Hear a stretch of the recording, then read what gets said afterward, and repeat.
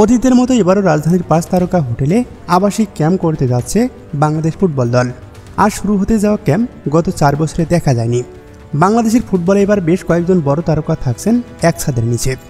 English প্রবাসী হামজা দেওয়ান Chowdhury, Canadian Shamit সোম, Italian ফাহমিদুলের কারণে লাল সবুজের দলটি নিয়ে এমনিতেই উন্মাদনা চলছে। এর সঙ্গে যুক্ত হয়েছে হোম অফ ফুটবল খ্যাত জাতীয় স্টেডিয়ামে অনুশীলনের সুযোগ।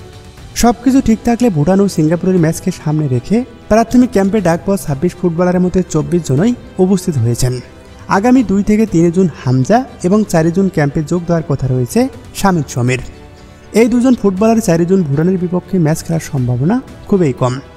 10 জুন সিঙ্গাপুরের বিপক্ষে এশিয়ান কাপ বাছাইয়ের ম্যাচে একসঙ্গে দেখা যেতে পারে হামজা, শামিত এবং ফাহমিদুলকে। ভুটান ও সিঙ্গাপুরের ম্যাচ নিয়ে আলোচনার মধ্যেই সেপ্টেম্বরে ফিফা উইন্ডো নিয়ে পরিকল্পনা শুরু করে দিয়েছে বাংলাদেশ ফুটবল ফেডারেশন। ইউরোপের কোনো দেশের বিপক্ষে খেলার সম্ভাবনা ফুটবল ফেডারেশনের। বাফুফের একটি সূত্র থেকে এই খবর জানা গিয়েছে।